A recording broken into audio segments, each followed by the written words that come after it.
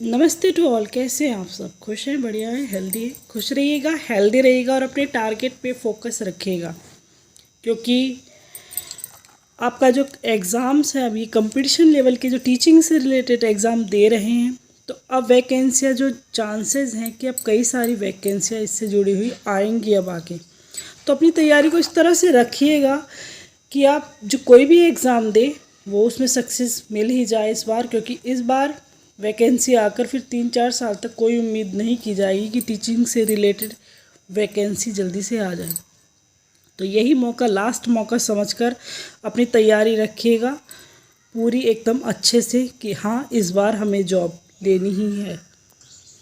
यहाँ पर हम देखेंगे हिस्ट्री ऑफ इंग्लिश लिटरेचर का इम्पोर्टेंट एक टाइम पीरियड, एक एरा जहाँ से क्वेश्चन जो आपके टीजीटी एग्ज़ाम में स्पेशली बनते हैं।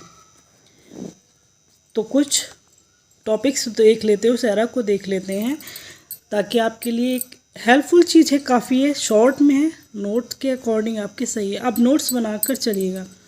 ऐसा कोई क्वेश्चन नहीं है, देखिए जो जो देख रहे हैं, जो थोड़ा बहुत भी देख रहे हैं, मेरी वीडियो से पढ़ रहे हैं, कोई क्वेश्चन ऐसा नहीं है जो यूज़लेस रहा हो या ना पढ़ाया गया हो। पर अब ये है स्टार्टिंग है कि अब आगे चांसेस है कि जल्दी इसका एग्ज़ाम हो सकता है, तो फिर से इसको स्टार्ट करेंगे कुछ चीज़ों को और उनको नोट्स बनाकर अपने चलिएगा। हमारा जो एरा जिसकी बात कर रहे हैं वो है द रिनाइसेंस या अर्ली मॉडर्न पीरियड्स। इसका टाइम आपसे पूछ लिया जाता है कि कब से कब तक ये चला था। 1550 से लेकर 1660 तक ये चला।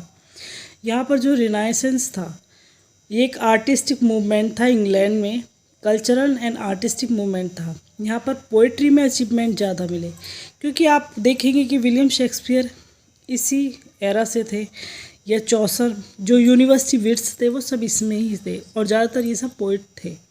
यहाँ पर जो एंग्लो सेक्शन, जो इससे पहले की ओल्ड इंग्लिश हिस्ट्री थी, एंग्लो सेक्शन था, तो वहाँ पर जो इंग्लिश थी वो एक तरह से आज भी कुछ जो वर्क्स है वो पढ़े भी नहीं जा सकते, मतलब हार्ड होते हैं।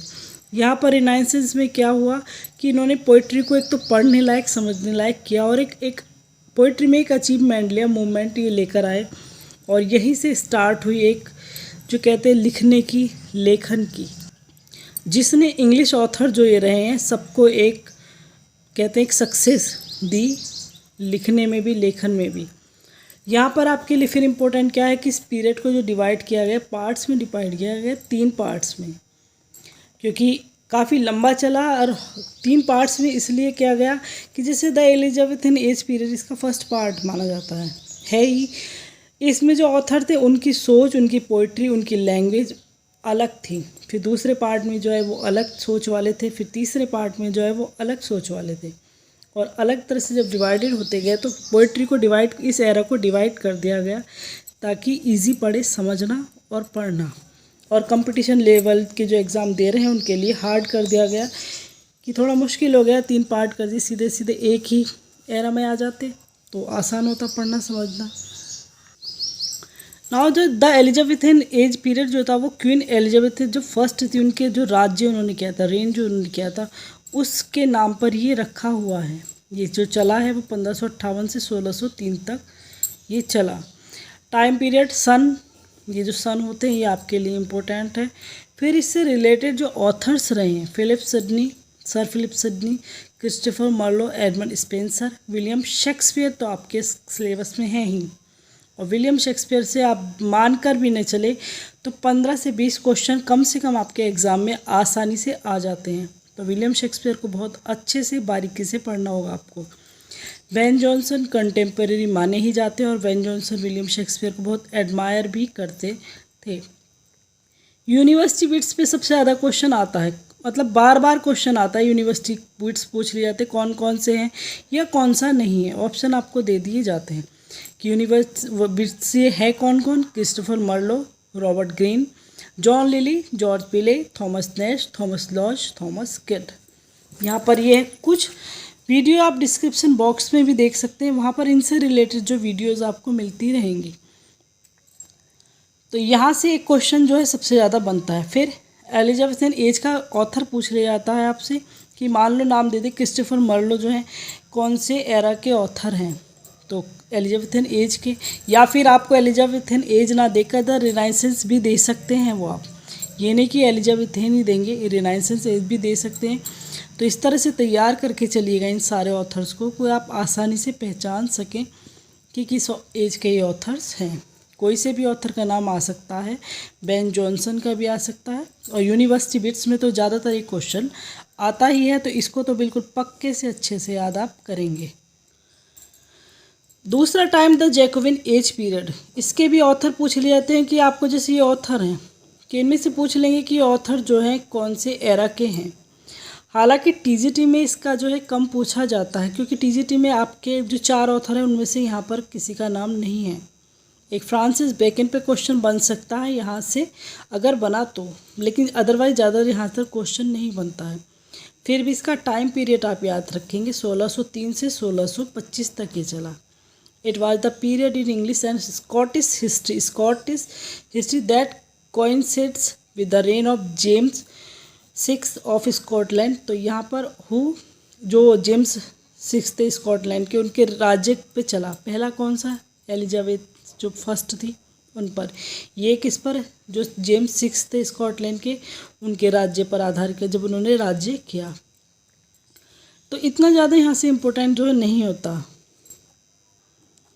बस थोड़ा सा क्वेश्चन आपको फ्रांसिस बेकन का, फ्रांसिस बेकन के भी जो मैं आगे क्वेश्चन लेकर आऊँगी उन्हीं क्वेश्चन में से आ जाता है। क्वेश्चन हम आगे पढ़ेंगे, आगे क्वेश्चन जो मॉक टेस्ट या टेस्ट सीरीज आपके लिए चलेगी तो उन्हीं क्वेश्चन में से आ जाता है। ऐसा हार्ड क्वेश्चन कहीं भी टीजीटी में, मैं बार बार कहती हूँ कि नहीं आता है, तो ज़्यादा टेंशन लेकर पढ़ने की ज़रूरत नहीं है। पर हाँ, अब यह है कि अब आपको तैयारी अपनी अच्छे से करनी होगी।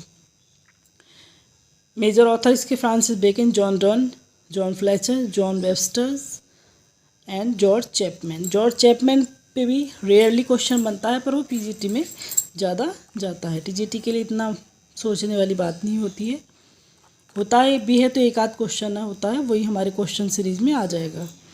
फिर इसका तीसरा पार्ट था the Caroline age period. It refers to the period in English and Scottish history named for the 24 reign of Charles first 1625 से 1649 तक के टाइम पीरियड चला। यहाँ पर इतना इम्पोर्टेंट है। फिर इसके मेजर ऑथर्स इम्पोर्टेंट है क्योंकि जॉन मिल्टन यहाँ पर नाम दिया गया है आपके लिए, और जॉन मिल्टन इसी से रिलेटेड जो है।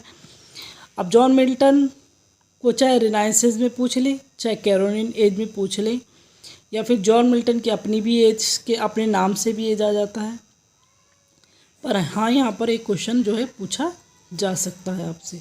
तो इतना सा ये एलिजाबेथन एज का जो टाइम पीरियड था, ये इतना सा ही है।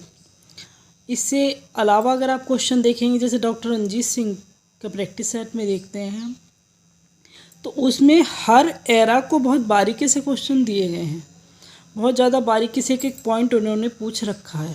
हालांकि टीजीटी में इतने बारीकी से क्वेश्चन नहीं पूछे जाते हैं, पर फिर भी कहीं ना कहीं सही भी है वो, कि कोई क्वेश्चन बचेगा ही नहीं। अगर उन 50 प्रैक्टिस सेट के जो 50 है सेट वे, उनको अगर आप पढ़ लें तो काफ़ी एक अच्छा जो है चीज़ हो जाती है, मिल जाती है। अदरवाइज वो भी नहीं पढ़ रहे, आप नहीं समझ में आ रहा क्योंकि उसमें मिस्टेक्स भी हैं, तो आप क्या कर सकते हैं कि इसके एरर को पढ़िएगा बस। और बाकी इंपॉर्टेंट क्वेश्चन यहाँ से मैं आपको बताती ही रहूँगी। क्वेश्चन सीरीज जो आगे चलेगी, अब तो करना ही है मुझे कि कंप्लीट करते हैं दोबारा से इसको, क्योंकि एग्ज़ाम में मुझे नहीं लगता अब ज़्यादा कभी भी जो डिक्लेयर हो सकता है आने वाले टाइम में। तो अपनी तैयारी रखिएगा। बाकी अगर कोई प्रॉब्लम है तो कमेंट करके पूछ सकते हैं। Thanks a lot.